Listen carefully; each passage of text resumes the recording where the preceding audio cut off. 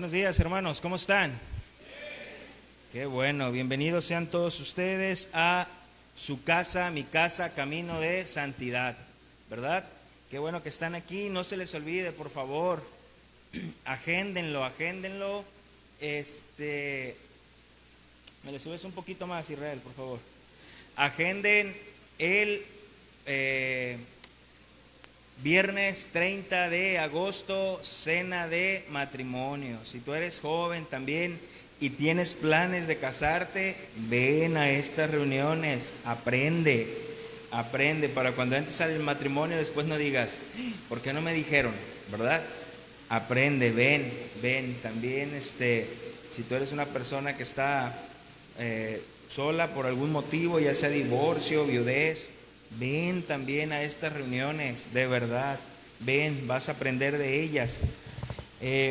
Ok, vamos a poner este tiempo en las manos del Señor, vamos a orar, ¿sale?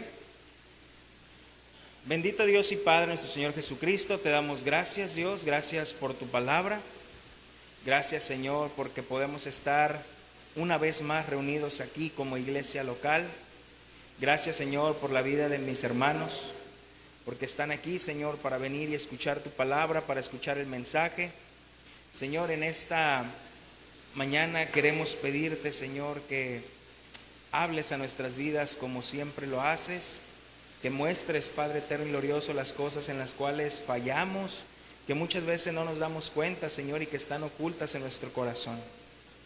Te pedimos, Señor, que aquellas cosas que estamos haciendo bien, que sean solamente para tu gloria, para que tú salgas glorificado, Padre eterno y glorioso. Te damos gracias en el nombre de Cristo Jesús.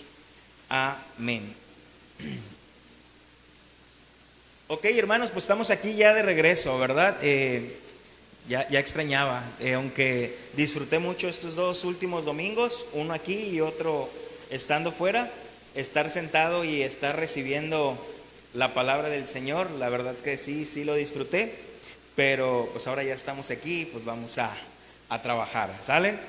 Seguimos con nuestra serie, la vamos a retomar con nuestra serie Quiero tirar la toalla, es la que estábamos viendo, hermanos, y a través de esta serie estamos viendo las razones por las cuales una persona se puede desanimar, ¿verdad? ¿Por qué una persona se puede desanimar?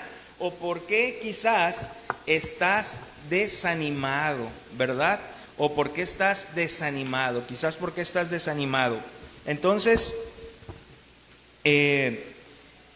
y podemos ver a través de la palabra de Dios cómo el Señor a través de su palabra nos anima.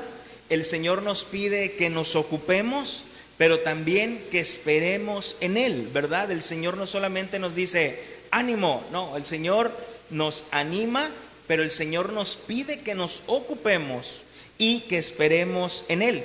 Y en este estudio, en esta serie, ya hemos visto 4 razones por las cuales nos podemos desanimar.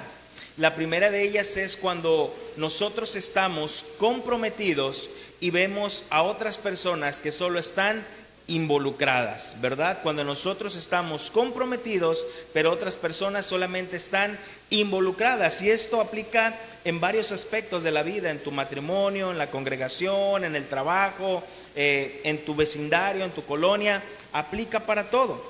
La segunda razón por la cual nos podemos desanimar es cuando somos menospreciados y sufrimos, ¿verdad? Cuando somos menospreciados y sufrimos. La tercera razón, cuando tenemos amargura en el corazón. Cuando tenemos amargura en el corazón, nos podemos desanimar. Y la cuarta razón es el pecado me hace sentir indigno.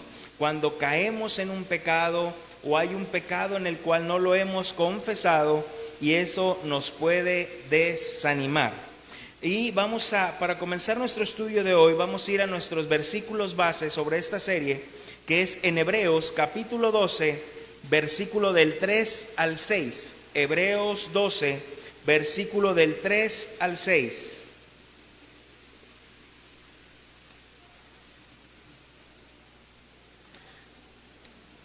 Lo voy a leer Y este está en la versión lenguaje sencillo.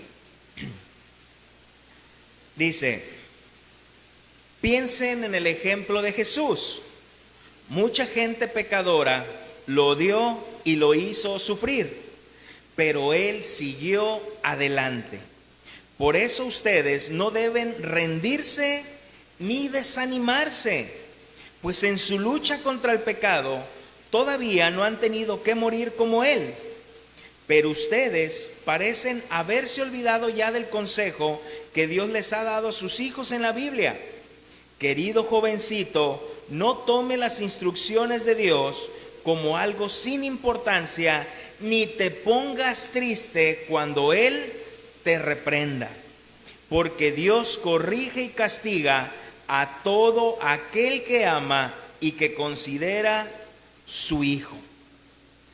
La quinta razón por la cual una persona se puede desanimar es cuando Dios trata con él o cuando Dios trata conmigo.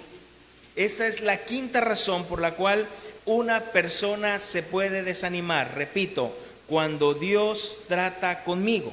Hermanos, la palabra de Dios nos enseña a que no debemos de desmayar ni desanimarnos cuando el Señor nos reprende, cuando el Señor nos corrige, cuando el Señor nos disciplina. Eso nos enseña la palabra de Dios.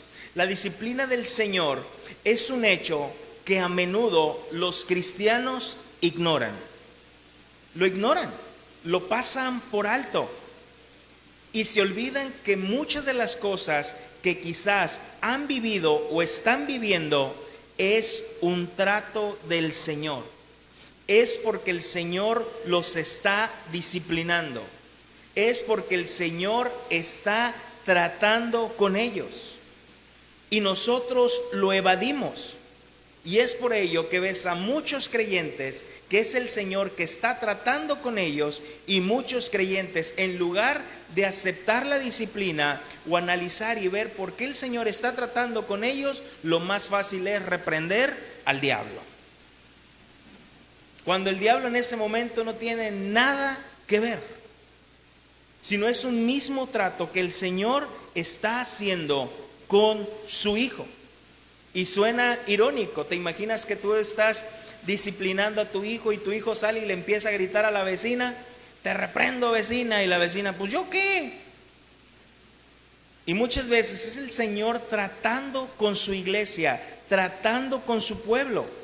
La Biblia nos enseña que Dios es amor, que Dios es amor, y por ser nuestro Padre amoroso, Dios nos disciplina. Y su disciplina siempre tendrá un buen fin. Siempre, siempre, hermanos. Dios es un Dios amoroso, Dios es un Dios bondadoso, pero también Dios es un Dios justo. Y su disciplina siempre tendrá un buen fin. Tristemente, hermanos, nosotros tenemos un mal concepto cuando hablamos de disciplina. Hay un mal concepto. A nuestra mente, cuando escuchamos la palabra disciplina, lo primero que se nos viene a nuestra mente es un castigo corporal. ¿Por qué no disciplinas a tu hijo? Siempre se nos viene un castigo corporal. Aunque esto tiene parte verdad, aunque es verdad, pero no nada más la disciplina quiere ver o se enfoca nada más en un castigo corporal. La disciplina va más allá. Volvemos a leer Hebreos capítulo 2 en el versículo 5 y 6, pero ahora lo voy a leer en la versión Reina Valera 1960 que ustedes traen, la mayoría que ustedes traen, y dice Hebreos 12, 5 al 6, y dice: y habéis olvidado la exhortación que como hijo se os dirige, diciendo: hijo mío, no menosprecies la disciplina del Señor, ni desmayes cuando eres reprendido por Él, porque el Señor al que ama disciplina y azota al que recibe por hijo. ¿Cuántas veces no hemos escuchado esa palabra? Dios no castiga, ¿verdad? Dios no castiga. Dios es amor, Dios no castiga. Hay unos que dicen, Dios no castiga, quienes nos castigamos somos nosotros mismos. No, la palabra de Dios aquí dice que Dios disciplina y azota al que tiene por hijo. La palabra que vemos aquí donde dice, no desmayes cuando eres reprendido por él, la palabra reprendido viene de una palabra en griego que es elenco, que esto quiere decir cuando son puestas en evidencia, todas las cosas salen a la luz. Cuando el Señor nos reprende, saca las cosas que hay ocultas a la luz. Por eso dice que al Señor nada se le esconde, al Señor nada se le escapa, todo sale a la luz. Podemos tener un pecado oculto y decir, nadie vio, nadie sabe, solamente yo lo hice, pero el Señor nada se le escapa, hermanos. Y lo vamos a ver a través de este estudio. Dice entonces que el Señor, dice, porque el Señor al que ama disciplina. Esta palabra disciplina viene del griego que quiere decir entrenar a un niño, educar, castigar, corregir, enseñar. Entonces dice, el Señor al que ama entrena como a un niño, lo educa, lo castiga, lo corrige, lo enseña. Pero también dice que azota a aquel al que ha tenido por hijo. Y la palabra azota viene del griego flagelar. Y esta palabra flagelar hace un enfoque a cuando los judíos flagelaban los romanos flagelaban a una persona que le daban en 40 azotes menos uno, que le daban 39 azotes para no excederse, para no pasarse. Por eso daban 39 azotes. Entonces, yo sé que en este momento tú dices, sí, ahorita me tiene el Señor, ¿verdad? Me está flagelando con todo esto que estoy pasando. Pero nada más aquí está haciendo algo figurativo para que lo puedas entender, ¿verdad? Para que se pueda comprender. Entonces, hermanos, yo buscaba otra palabra, otra definición de disciplina y encontré una que dice, la disciplina es la coordinación de actitudes con las cuales se instruye para desarrollar habilidades más rápido y para seguir un determinado código de conducta u orden. Para ser, hermanos, dice, para desarrollar habilidades más rápido o para seguir un determinado código de conducta. Hermanos, Dios trata con nosotros, ya sea para probarnos y para sacar lo que hay en nuestro corazón y nosotros mismos podamos ver qué es lo que hay en nuestro corazón. Hermanos, Dios tenía un propósito al llevar a su pueblo por el desierto. No le llevó ahí porque Dios dijo, pues lo voy a llevar y ya después voy a ver qué hago con el pueblo. No, Dios tenía un propósito al llevarlo ahí. Mira, vamos a Deuteronomio capítulo 8, versículo 2. Deuteronomio 8, versículo del 2 al 3. Vamos a ver por qué el Señor llevó a su pueblo por el desierto.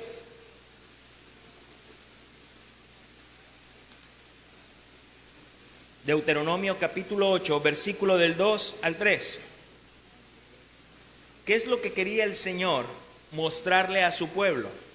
Dice, y te acordarás de todo el camino por donde te ha traído Jehová tu Dios estos 40 años en el desierto, para afligirte, para probarte, para saber lo que había en tu corazón, si habías de guardar o no sus mandamientos. ¿Para qué los llevó al desierto? Para probarlos, para saber lo que había en su corazón. si realmente habían de guardar o no sus mandamientos. Dios es Dios y Él es omnisciente. Él sabe, Él conoce lo que hay en tu corazón. Pero muchas veces nosotros no sabemos lo que hay en nuestro corazón. Dice el versículo 3, y te afligió y te hizo tener hambre y te sustentó con maná, comida que no conocías tú ni tus padres la habían conocido, para hacerte saber que no solo de pan vivirá el hombre, mas de todo lo que sale de la boca de Jehová vivirá el hombre. Hermanos, Dios estaba tratando con su pueblo. Él ya sabía, repito, Él ya sabía lo que había en el corazón del hombre. Pero muchas veces el hombre no sabe lo que hay en su corazón. Porque la palabra de Dios nos dice que el corazón es engañoso. Y aparte de engañoso, el corazón es perverso. Para cuando te digan, tú no hagas casos, tú solamente haz lo que dicte tu corazón. No, cuidado. Cuidado, yo solo sigo a mi corazón. O cuando viene un hermano y te dice, yo siento en mi corazón que el Señor quiere decirte algo. Cuidado. Mejor dime lo que dice en la Biblia y no lo que dice tu corazón. Porque el corazón es engañoso, hermanos. Hermanos, y no es hasta que Dios trata con nosotros que nos muestra lo que hay en nuestro corazón. Y muchas veces hay cosas guardadas en nuestro corazón que nosotros mismos nos espantamos. Nosotros mismos nos asustamos y decimos, ¿a poco? ¿Por qué actúo así? ¿Por qué reaccioné así? ¿Por qué pensé así? ¿Por qué hice esto? ¿Por qué hice lo otro? Primera de Corintios 10:12 dice, el que crea estar firme, mire que no caiga, ¿verdad? O el que crea estar firme, mire por dónde camina. Hermanos, ¿cuántas veces el Señor no trata con personas que decían ser creyentes y al final terminan alejados? Vienen pruebas a su vida y terminan alejados. Se dejan de congregar, terminan en el mundo como Demas, ¿verdad? Que dice Pablo, Demas me ha abandonado amando más a este mundo. Y ya no regresan. Estuvieron contigo en la congregación, quizás llegaron igual, crecieron juntos, los veías, cómo adoraban al Señor, cómo cerraban los ojos, cómo estaban ahí, cómo participaban en la alabanza, estaban de ujieres, estaban aquí, estaban allá, y tú decías, wow, qué personas, cómo se ve que aman al Señor. Pero una vez que vino un trato de Dios a su vida, vino una prueba a su vida, reprobaron. Y realmente salió lo que había en su corazón. Nunca nacieron de nuevos.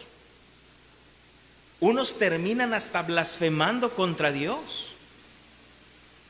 Hermano, si yo te dijera, cuando iniciamos en el grupo de jóvenes, yo tenía 16, 17 años, cuando iniciamos en el grupo de jóvenes, yo podía ver a muchos jóvenes, a varios jóvenes, cómo servían al Señor. Apasionados, los veías en alabanza, se tiraban, lloraban y estaban ahí, los veías cómo servían aquí, allá. Y hasta tú decías, híjole, pues, ¿por qué yo no actúo así? ¿Por qué yo no reacciono así? ¿Por qué en las alabanzas yo no lloro así? Hasta te pellizcabas a ver si te salían lágrimas para hacerlo como ellos. Pero cuando vino una prueba a su vida, terminaron alejados, hermanos. Y se me viene la parábola del sembrador, ¿verdad? Terminaron alejados. Muchos de esos jóvenes que caminamos juntos hoy no están en el Señor. No están.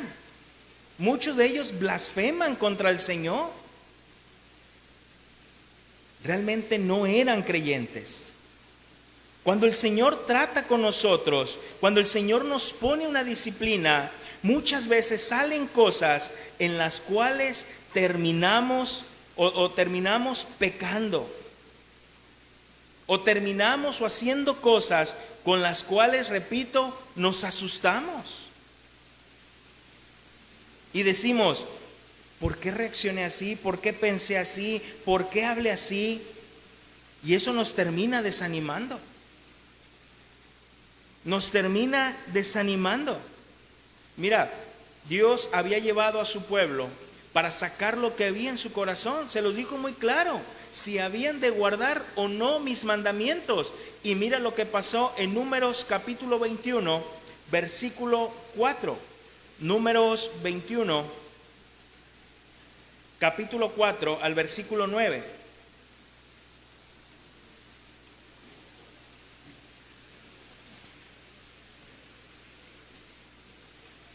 Números 21 del 4 al 9. Amén. Después partieron del monte Hor, camino del Mar Rojo, para rodear la tierra de Edom. ¿Y qué pasó con el pueblo? Y se desanimó el pueblo por el camino. Hermanos, ¿quién no se ha desanimado en el caminar con Dios? ¿Quién no se ha desanimado? Y como dice esta serie, ¿quién no ha querido tirar la toalla? ¿Quién no se ha desanimado en su matrimonio? ¿Quién no se ha desanimado y dice, yo creo que mejor ya hasta aquí ya? ¿Quién no se ha desanimado en su trabajo? ¿Quién no se ha desanimado en su escuela, en su carrera? Y dice, no, creo que esto no es para mí. ¿Quién no se ha desanimado en el ministerio? Todos nos hemos desanimado. Realmente nos hemos desanimado. Entonces dice, y se desanimó el pueblo por el camino. Y habló el pueblo contra Dios y contra Moisés. ¿Por qué nos hiciste subir de Egipto para que muramos en este desierto? Pues no hay pan ni agua y nuestra alma tiene fastidio de este pan tan liviano. Y Jehová envió entre el pueblo serpientes ardientes que mordían al pueblo, y murió mucho pueblo de Israel. Entonces el pueblo vino a Moisés y dijo, hemos pecado por haber hablado contra Jehová y contra ti. Ruega a Jehová que quite de nosotros estas serpientes. Y Moisés oró por el pueblo, y Jehová dijo a Moisés, hazte una serpiente ardiente y ponla sobre un asta, y cualquiera que fuere mordido y mirare a ella, vivirá. Y Moisés hizo una serpiente de bronce y la puso sobre un asta, y cuando alguna serpiente mordía a alguno, miraba la serpiente de bronce y vivía. Hermanos, Dios lo que quería es que el pueblo dependiera únicamente de Él. Dios lo que quería es que el pueblo supiera que Dios es su único sustento. Pero cuando llega el desánimo a nuestra vida, repito, nos puede conducir al pecado. Nos puede conducir al pecado, hermanos. Hay desánimo en el trabajo, ya no trabajas igual. Que lo hagan otros, ¿yo por qué? Yo siempre. Yo ya no. Cuando llega el desánimo en el ministerio, dices, ya, como caiga, de todas maneras cada quien hace lo que quiere. Cuando llega el desánimo en el matrimonio, dices, por mí ya, esto ya se acabó. Si tú quieres, adelante, pero yo ya. Nos lleva al pecado, hermanos. El pueblo estaba fastidiado, dice, ¿verdad? El pueblo estaba disgustado, estaba cansado. El pueblo tenía poca importancia en cuanto a las cosas de Dios. Estaba fastidiado del maná. Dice, estamos fastidiados de este pan liviano, de este maná. ¿Y quién era el maná, hermanos? Era Cristo. Ese pan que vendría del cielo era un pan enviado por Dios. Pero el pueblo lo llamó liviano. Y la palabra liviano en el hebreo quiere decir insustancial, quiere decir comida miserable. Entonces el pueblo dijo, ya estamos cansados de esta comida miserable. Estamos cansados de esta comida insustancial. Insustancial quiere decir que tiene poco sabor y sustancia, que es de poca importancia o interés. Y yo sé que algunos de ustedes dirán, Uziel, yo jamás me atrevería a llamar a la palabra de Dios insustancial. Yo jamás me atrevería a llamar la palabra de Dios de poco sabor, comida miserable. No, ¿dónde crees? Cuando entramos en el desánimo, no lo decimos con nuestra boca. ¿Quién va a venir aquí a pararse al frente y decir, la palabra de Dios es insustancial, la palabra de Dios es miserable, la palabra de Dios no me llena? Nadie, hermanos. Yo creo que nadie que sea creyente vendría y se atrevería a decirlo aquí, pero los hechos dicen más que 1000 palabras. Lo demostramos con nuestros hechos. La palabra de Dios, la oración, el congregarte, no tiene importancia ni interés para ti. Lo demuestras domingo con domingo. Un domingo vienes, 2 no, un domingo sí, 3 no, 2 seguidos sí, 1 no. No hay un interés, no hay importancia. Y no te estoy hablando de religiosidad. La palabra de Dios nos manda no dejar de congregarse como algunos tienen por costumbre. El domingo es el día del Señor. No hay interés. ¿Por qué los domingos a las 8:45 de la mañana está tan sola la oración? ¿Por qué? Porque no se acomodan tus tiempos. Porque el domingo es el único día que te levantas tarde. Porque no tienes interés en venir y orar. No te interesa. No es que se acomoden tus tiempos, no te interesa, no hay un interés para ti. Quizás si dijéramos que vamos a regalar café y pan a las 8:45, ya hubiera un interés. Y dijeras, pues vamos, porque a los que llegan a la oración les dan el café y el pan. No le acomodes, hermano. No hay interés.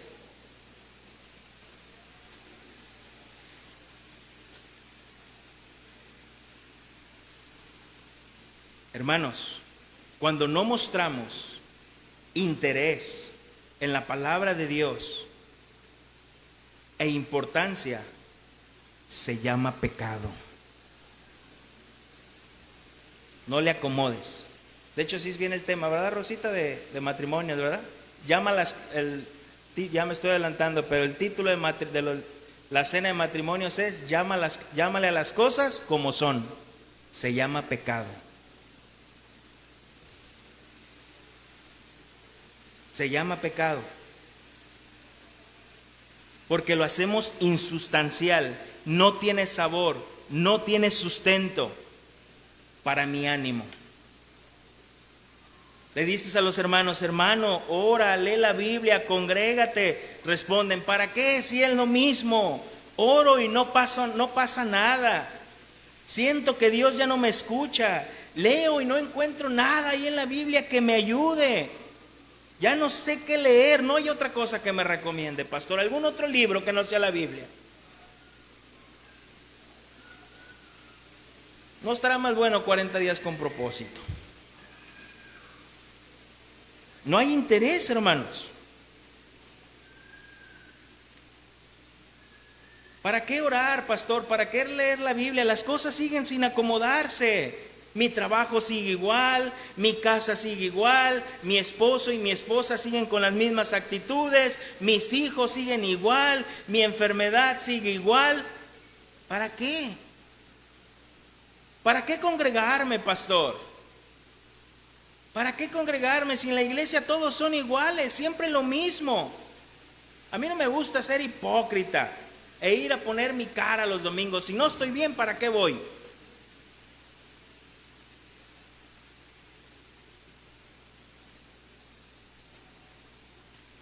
Pastor, yo ya siento que Dios no me ama. Al contrario, hermano. Si Dios está tratando contigo, es porque te ama. Es porque te ama. Por eso Dios te reprende, por eso Dios te disciplina. Por eso, hermano, porque te ama. Quizás Dios está tratando contigo porque quiere mostrarte, porque Él ya lo sabe, lo que hay en lo profundo de tu corazón. Y te lo quiere revelar. Él ya lo sabe, pero quiere que tú lo veas. Quizás Dios está tratando contigo porque estás en desobediencia. Y Él no te puede dejar así, hermano. Eres su hijo. No te va a dejar sin disciplina. Dios no tiene hijos a unos más consentidos que a otros, como tú. Que quizás con uno de tus hijos eres más tajante, pero con los otros eres más severo. No. Dios no es así, Dios no es como tú. Y gracias a Él que no es como tú. Si no, imagínate, Dios tuviera sus favoritos. Pero no, Dios nos ama y Dios nos disciplina. Y no te va a dejar sin disciplina. Porque la Biblia dice, ¿qué padre sería aquel que deja a su hijo sin disciplina? Hermanos, si estás en desobediencia, Dios te va a disciplinar. Dice Proverbios capítulo 15, versículo 32. Proverbios 15, 32.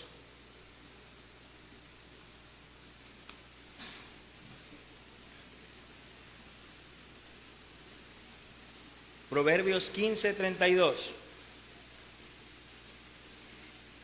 El que tiene en poco la disciplina, menosprecia su alma. Mas el que escucha la corrección, tiene entendimiento. Otra vez, el que tiene en poco la disciplina, menosprecia su alma. Mas el que escucha la corrección, tiene entendimiento. Hermano, solamente quiero darte 4 ejemplos de personas en la Biblia. Son 4 ejemplos que voy a darte de personas en la Biblia que fueron disciplinadas por Dios por estar en desobediencia. La primera de ellas, el hombre conforme al corazón de Dios. El hombre que pecó en secreto y dijo, nadie me vio. Todo por abajo del agua, nadie se va a dar cuenta. ¿Quién fue? David. Cuando éste peca, manda matar Urías Eteo para tomar a su esposa Betsabé, y Urías es muerto. Dice, gloria a Dios, nadie supo, nadie se dio cuenta. Pero ¿qué hizo Dios? Lo reprendió. ¿Cómo lo reprendió? Sacando a la luz el pecado que había oculto. ¿O no? Llega el profeta Natán y le empieza a decir, ¿va? Le dicen, David, ahí viene Natán, y dice, caray, viene profeta. Dime, Natán, ¿y qué le dice? David, trae un asunto. Te lo estoy parafraseando para no leerlo todo, porque lo traía para leer todo. Traigo un asunto, y le dice, ¿cuál es? Fíjate que había una persona que tenía muchas ovejas y había una persona que solamente tenía una corderita. Entonces, al que tenía muchas ovejas, vino a visitarlo a alguien y le quiso hacer banquete, pero en lugar de matar una de sus ovejas, fue y le quitó a la persona que tenía nada más su corderita, fue y se la quitó para hacer banquete. Dice, ¿cómo ves? ¿Qué hace David? Dice que su celo se enciende, ¿verdad? Ahí sí, su celo se enciende y dice, el que hizo esto es digno de muerte. Es un abusivo. No tuvo compasión de su prójimo. Y le dice Natán, ese eres tú. le quitaste a Urías Eteo su mujer.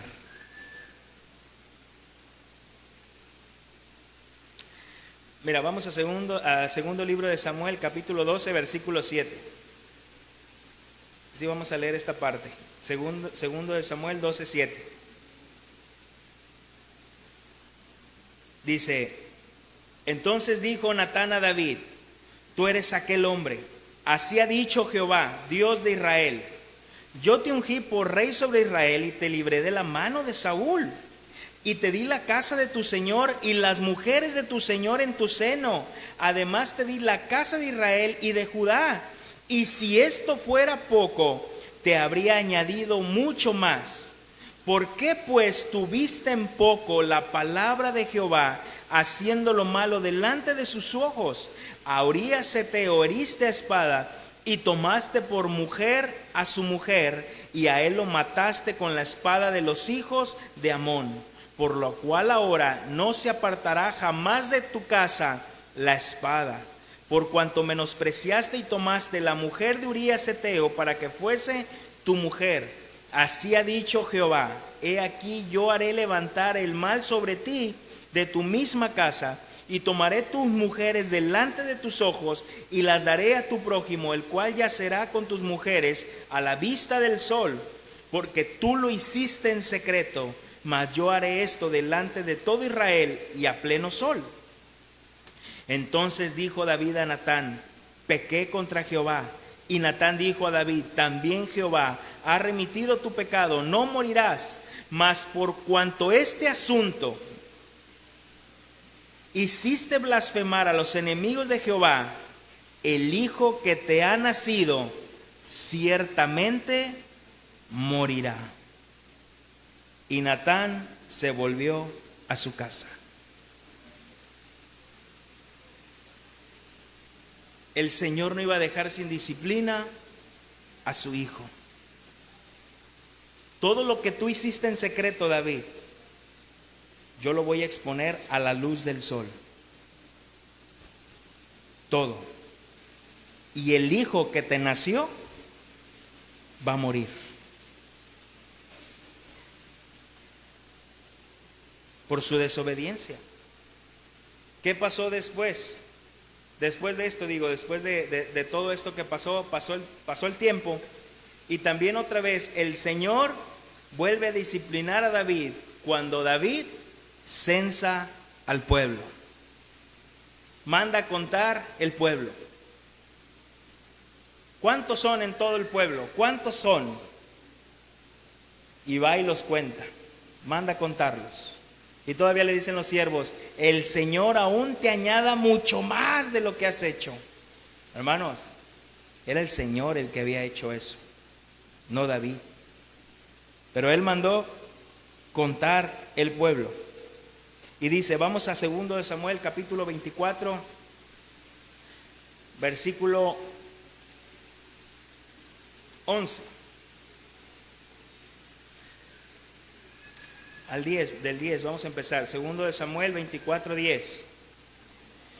Dice: después que David hubo censado el pueblo, le pesó en su corazón y dijo David a Jehová: yo he pecado gravemente por haber hecho esto. Mas ahora te ruego que quites el pecado de tu siervo, porque yo he hecho muy neciamente.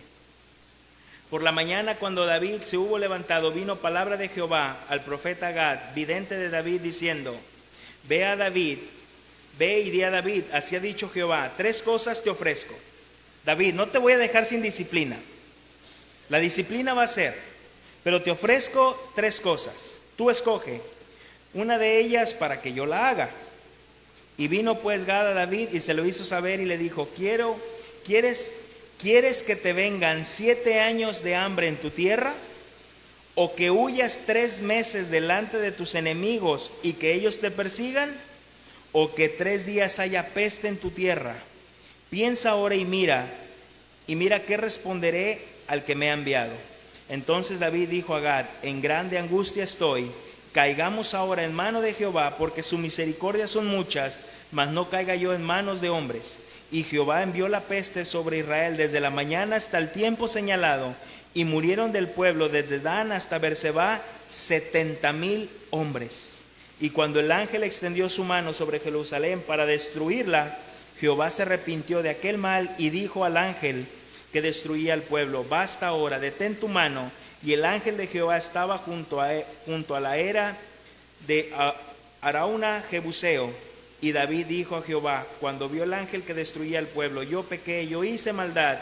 ¿Qué hicieron estas ovejas? Te ruego que tu mano se vuelva contra mí y contra la casa de mi padre. Volvió la disciplina, hermanos. Dios no dejará a sus hijos sin disciplina. Sin disciplina. Y los otros te los voy a decir porque no hay tiempo para leerlos. Pero eso es en el Antiguo Testamento. Pero en el Nuevo Testamento podemos ver la disciplina. Cuando Pablo le manda una carta a la iglesia de Corintios y les dice: se oye entre vosotros que hay fornicación, que uno de ustedes ha tomado la mujer de su padre. Uno de ustedes está con su madrastra y ustedes no han hecho nada.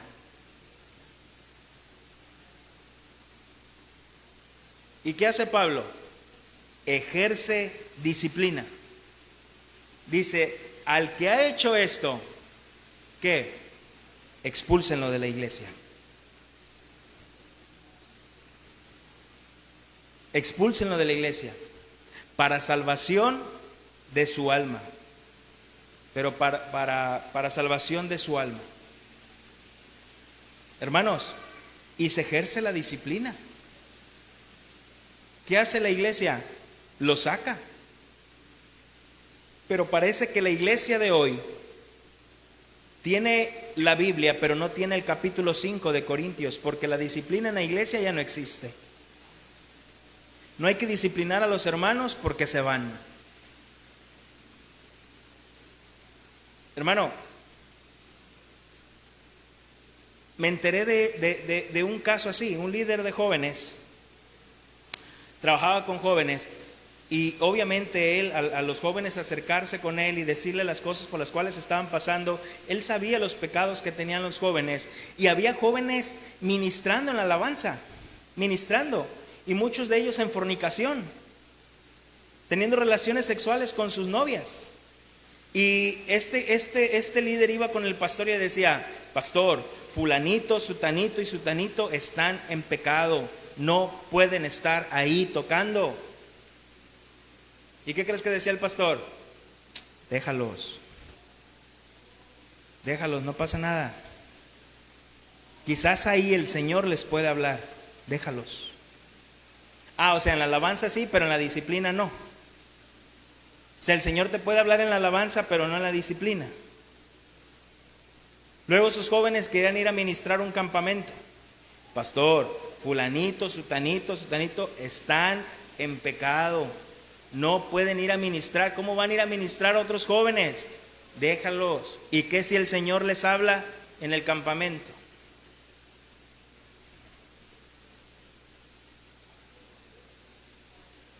¿Y la disciplina, hermanos?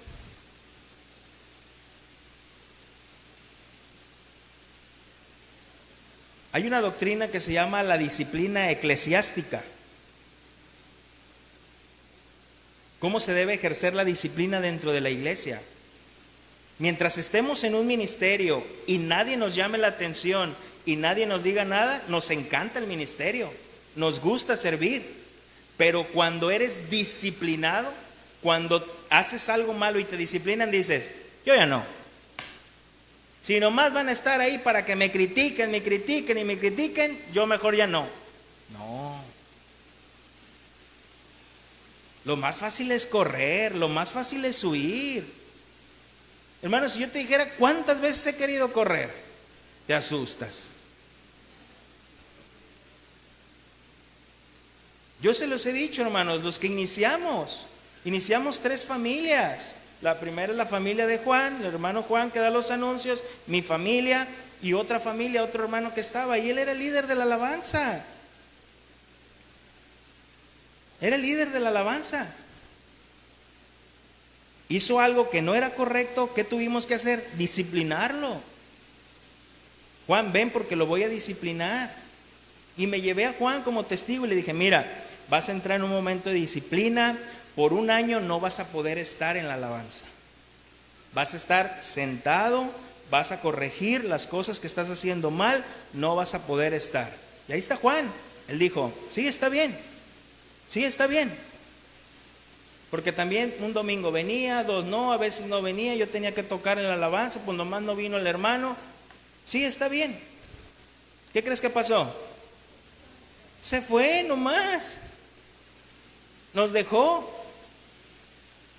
Y cuando mi esposa habló con su esposa, dijo, es que ya teníamos mucho tiempo orando y el Señor ya había puesto en nuestro corazón que nos moviéramos a otra iglesia. Ah, ¿a poco? ¿A poco sí? Porque él ni siquiera fue bueno para dar la cara y despedirse de la iglesia. Yo tuve que juntar a los hermanos que estábamos en ese tiempo. Le dije, hermanos, vengan, fulanito ya no va a estar aquí. ¿Por qué? Porque no quiso disciplina.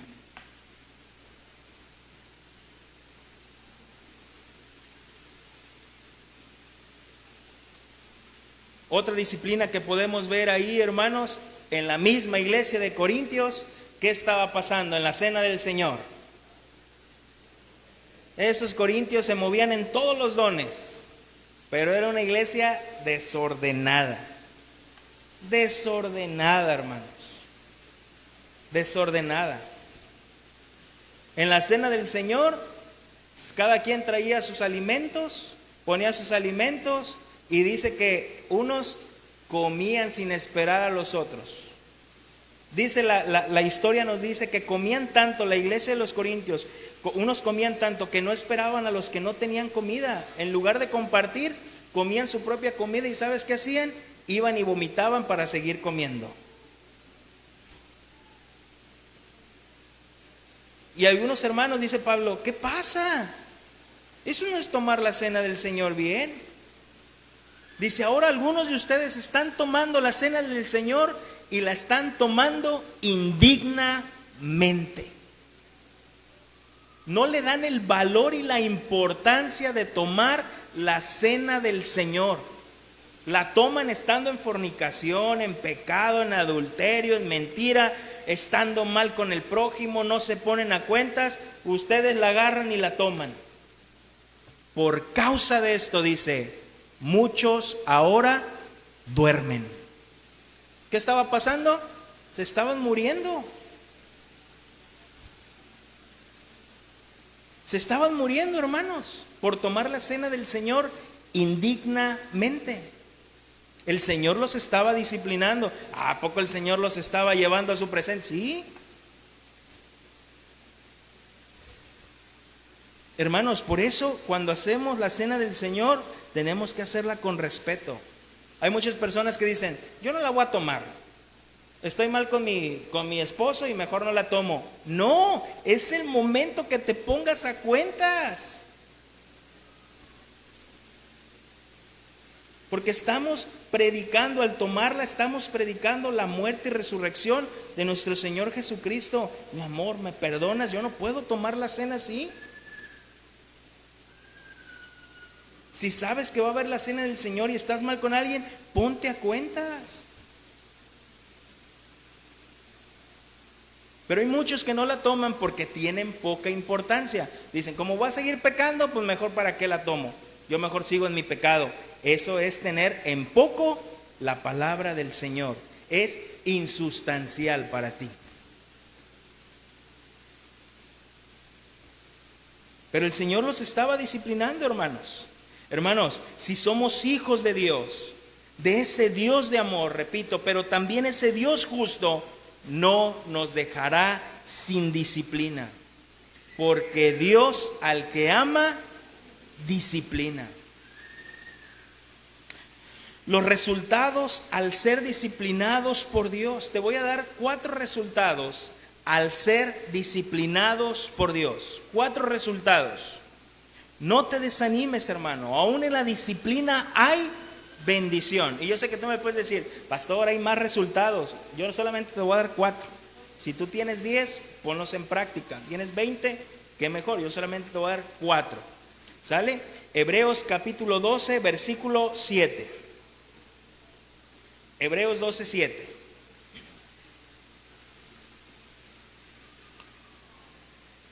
Son cortitos, no te preocupes, no son largos, son cortitos, ya casi terminamos.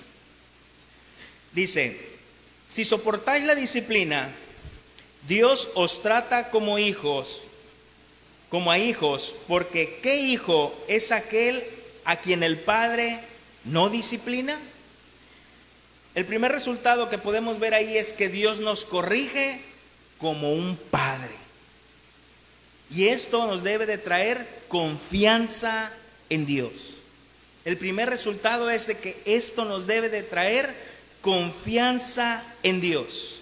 Hermanos, repito, Dios nos corrige como un padre, pero nosotros tenemos ese mal concepto de corrección.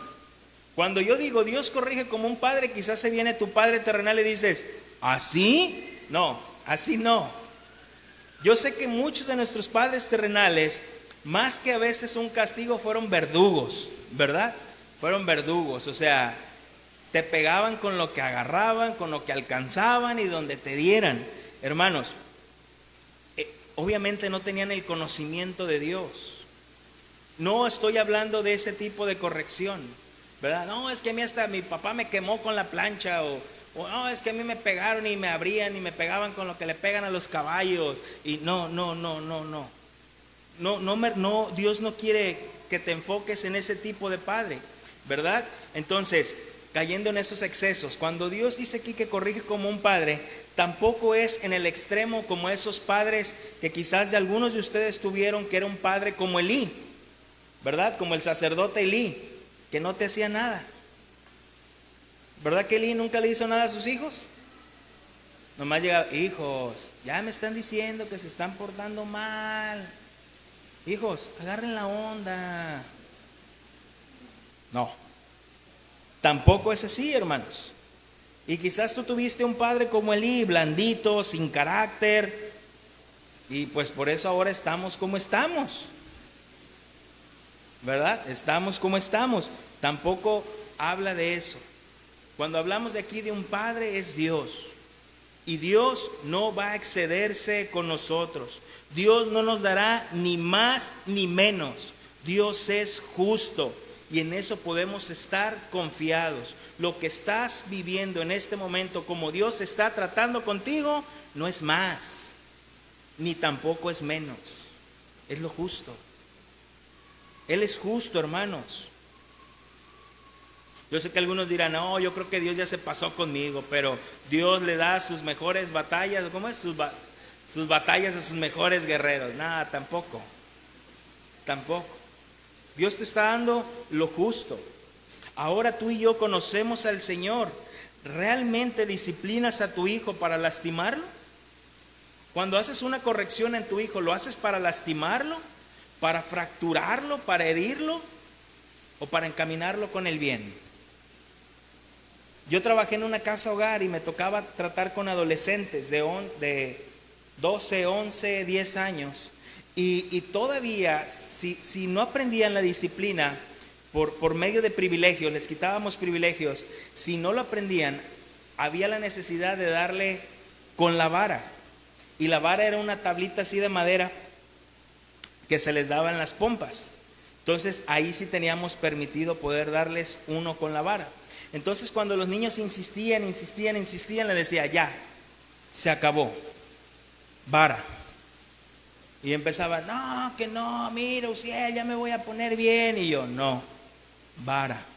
Entonces ellos iban, ponían sus manos en la cama y entonces no tenían que meter las manos y tú con esa tabla de madera les dabas uno en las pompas, en las nalgas. Y había unos que pues sí, o sea, obviamente pues se los dabas recio, ¿no? Pero pues también te medías, o sea, no era así como que... Y había algunos que pues ya lloraban, y ya después los dejabas llorar, decías, mira, ven, lo abrazabas y le decías, ¿por qué te discipliné? Y él te tenía que decir por qué lo habías disciplinado, y le decías, si estoy haciendo esto es porque te amo, porque quiero que corrijas eso que estás haciendo mal. Pero había otros que decían, no me dolió. Y yo le decía, hijo, créelo que no te lo estoy dando para matarte, ni para herirte, ni para ir más para allá. Si yo realmente quisiera herirte, en lugar de dártelo en las pompas, te lo pego en la cabeza. Pero no es mi intención. Mi intención es que realmente corrijas eso que estás haciendo mal. Hermanos, si nosotros siendo malos no lo hacemos así con nuestros hijos, ¿cuánto más nuestro Padre Celestial? ¿Cuánto más nuestro Padre Celestial? La segunda razón la encontramos en el versículo 8, Hebreos 12:8, dice, pero si se os deja sin disciplina, de la cual todos han sido participantes, entonces sois bastardos y no hijos. Hermanos, aquí encontramos otra razón, es que podemos tener una seguridad de que somos sus hijos. Confianza en Dios, la primera, y la segunda, seguridad en que somos sus hijos. Si el Señor me disciplina es porque soy su hijo, y eso debe traer seguridad para mí. Y una vez que somos sus hijos, Él vela por nuestro bien, y si somos hijos, estoy seguro que ni la muerte, ni la vida, ni ángeles, ni principados, ni potestades, ni lo presente, ni porvenir, ni lo alto, ni lo profundo, ni ninguna otra cosa creada me podrá separar del amor de Dios que es en Cristo Jesús. Entonces la segunda es que tengo seguridad en que soy en su Hijo. Versículo 9 dice, por otra parte, tuvimos a nuestros padres terrenales que nos disciplinaban y los venerábamos. ¿Por qué no obedeceremos mucho mejor al Padre de los Espíritus y viviremos? La tercera razón es para someternos a Dios, aprender obediencia. Cuando somos disciplinados por Dios, aprendemos a obedecerle. ¿Qué mayor ejemplo, hermanos, tenemos de nuestros padres terrenales? Nos decían algo, no hacíamos caso, nos disciplinaban y después obedecíamos. Yo sé que algunos seguían en su necedad y no obedecían, pero ya sabías lo que es bueno y lo que es malo. Ya lo sabías, ya estabas consciente de ello. Entonces, los hombres y las mujeres de la Biblia aprendieron a obedecer y a someterse a Dios muchas veces por la disciplina del Señor. Por la disciplina del Señor. Entonces necesitamos tener confianza en que Dios nos disciplina como padres. Segundo, tener esa seguridad de que somos sus hijos. Por eso nos disciplina, y en esa seguridad vamos a aprender a someternos a Dios. Hermano, no te desanimes. La cuarta razón y la última. Y aquellos ciertamente por pocos días nos disciplinaban como a ellos les parecía, pero para lo que no es provechoso, para que participemos de su santidad. La cuarta razón es que Dios, por medio de la disciplina, nos ayuda a crecer en santidad. Nos ayuda a crecer en santidad. Hermanos, recordemos que la santidad la ponemos en tres fases, ¿verdad? La primera, que es cuando Dios nos aparta para Él, ¿verdad? Santidad, apartados para Él. Después de la santificación progresiva, cómo vamos perfeccionándonos a la imagen de Cristo, ¿verdad? ¿Y hasta cuándo? Hasta que estemos allá. Y la tercera es la santificación final, ¿verdad? Entonces Dios nos va a santificar a través de la disciplina. Dios a través de la disciplina Dios nos ayuda a la santidad. Yo lo leo, no lo busquen. Primera de Pedro capítulo 1 versículo del 15 al 16. Primera de Pedro 1, 15 al 16 dice: sino como aquel que os llamó es santo, sed también vosotros santo en toda vuestra manera de vivir. Porque escrito está: sed santos porque yo soy santos. Entonces, cuando el Señor nos disciplina, nos ayuda en nuestra santidad, porque nos corrige. Y para terminar vamos a leer, esos son los 4, pero quiero concluir este tema con el versículo 11 de Hebreos 12:11, donde dice: es verdad que ninguna disciplina al presente parece ser causa de gozo, sino de tristeza, pero después da fruto apacible de justicia a los que en ella han sido ejercitados. Hermanos, pregunto, ¿a quién de aquí le gustan los castigos? A los adolescentes, ¿a quién les gusta cuando los disciplinan? Que te dicen, no vas a ver tele, no vas a agarrar el videojuego, no vas a salir. ¿Quién dice, qué bonito siento cuando me castigan? Me gusta que me castiguen, por eso me porto mal. ¿A quién nos gusta, hermano, los castigos? ¿A quién nos gusta una disciplina? Y cuando hablo de disciplina, hablo en todos los aspectos. ¿A quién nos gusta la disciplina? Nos duele, hermanos, es doloroso. Y muchas veces nos desanima.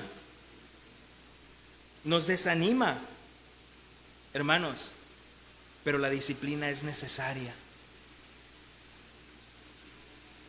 No disciplines a tus hijos y quizás ahorita no lo vas a ver.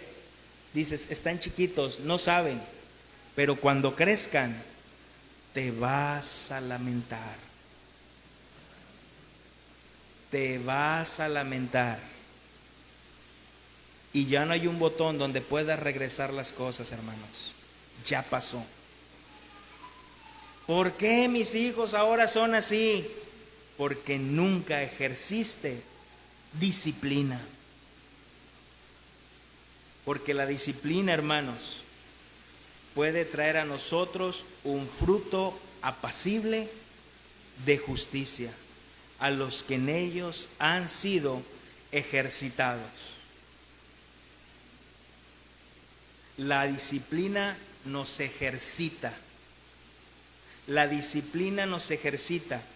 Y con esto termino. La palabra ejercitado viene de una palabra en griego que quiere decir gumnazo. ¿A qué te suena? Gimnasio. La palabra ejercitado viene del griego gumnasio, de donde sale la palabra gimnasio. Significa primeramente ejercitarse desnudo. Y tú dices, caray, ¿cómo es esto? Hermanos, los griegos, ahorita que está todo eso de los Juegos Olímpicos, los griegos practicaban la gimnasia desnudos, ¿sabías? No es como ahorita que los ves con su ropa, no. Los griegos practicaban la gimnasia desnudos. En los Juegos Olímpicos se desnudaban para poder participar, ya que consideraban que la ropa los limitaba al movimiento y a la libertad. Decían, es que la ropa estorba para poder movernos y para poder tener esta libertad de poder hacerlo. Hermanos, con esto termino. Dios, al disciplinarnos, no quiere llevarnos al desánimo. Lo que busca es que nos despojemos de todo aquello que nos limita, nos estanca espiritualmente, nos estorba para movernos en santidad y a la libertad que fuimos llamados a través de Cristo Jesús.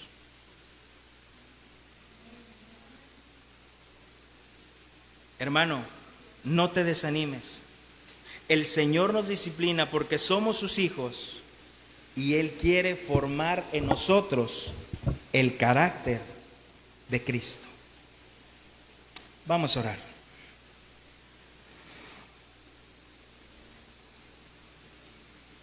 Bendito Dios y Padre, nuestro Señor Jesucristo. Te damos gracias, Dios, por tu palabra, porque tu palabra ha hablado en nuestras vidas. Señor, porque podemos darnos cuenta que muchas de las cosas que hoy estamos pasando es porque tú estás tratando con nosotros. Señor, pero no queremos caer en el desánimo. O si ya hemos caído, Señor, en el desánimo, queremos salir de él, Señor. Sabemos que tú nos disciplinas, Señor, para poder ser ejercitados en ello, para poder movernos, Señor, en la santidad a la cual tú nos has llamado, y a esa libertad, Señor, a la cual también nos has llamado. Señor, a través de la disciplina, Señor, a través del trato que tú tengas con nosotros, queremos tener esa confianza, Señor, de que tú eres nuestro Padre. Queremos tener esa seguridad, Señor, de que somos tus hijos, Señor. Y a través del trato, Señor, sabemos que aprenderemos obediencia, Señor. Porque tu palabra dice, Señor, que aún Cristo, Señor, por lo mismo que padeció, aprendió la obediencia.